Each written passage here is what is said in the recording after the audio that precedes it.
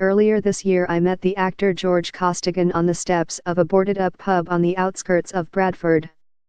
The pub was the Beacon, in Buttershaw, which featured heavily in the movie version of Andrea Dunbar's play Rita, Sue and Bob too. We were meeting to discuss the 30th anniversary of the film's release. Back in 1987, Costigan and the rest of the cast, Michelle Holmes, who played Sue, Siobhan Finneran, Rita, and Kulvinder Gill, who was Sue's Asian boyfriend, Aslam, gathered for the launch of the movie at the Brighton Film Festival. Costigan recalled that the panel was left slightly nonplussed by a question from a reporter, basically asking why the actors and the director Alan Clark had made this film, when it could obviously have no basis in reality.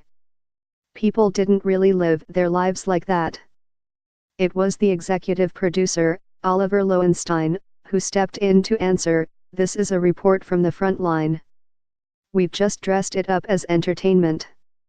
Rita, Sue and Bob too is a bleak and powerful indictment of a society that beat its poorest and most disaffected down as low as they would go, and kept them there. But it's also very, very funny, because even life lived on the edge of an abyss is funny. You have to laugh, because what's the alternative? But it's a joke too far for the Royal Court Theatre in London, which has announced that it is no longer going to be staging a planned production of Rita, Sue and Bob 2 next year. Why? According to a statement from the Royal Court and the Out of Joint Theatre Company, which was putting on the production, "On our stage we recently heard 150 stories of sexual harassment and abuse, and therefore the staging of this work, with its themes of grooming and abuses of power on young women, on that same stage now feels highly conflictual." Those 150 stories were part of a day of action to confront harassment and abuse in the theatre industry, which no one could find anything but laudable. But Rita, Sue and Bob too becoming a casualty of that feels especially ironic. When the movie came out 30 years ago, it carried the tagline, "Thatcher's Britain with its knickers down." The main narrative revolved around aspirational upper working class Bob, who embarks upon a sexual affair with Rita and Sue, both in their final year of high school.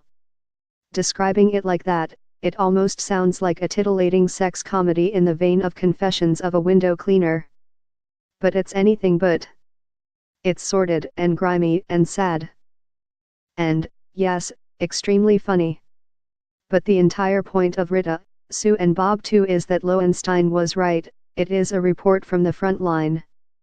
It was written by Dunbar when she was just 19, and based on her own experiences in her ultimately tragic and short life.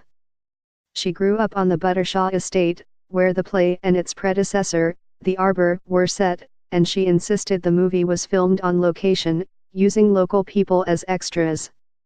The play, and especially the film, were divisive in Bradford at the time.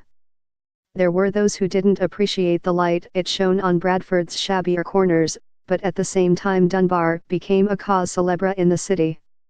Here was one of their own, writing plays and making films, a girl from the rough end of town doing things that just weren't the preserve of working class, council estate kids, with no prospects other than signing on, getting pregnant and hoping for a decent flat from the local authority.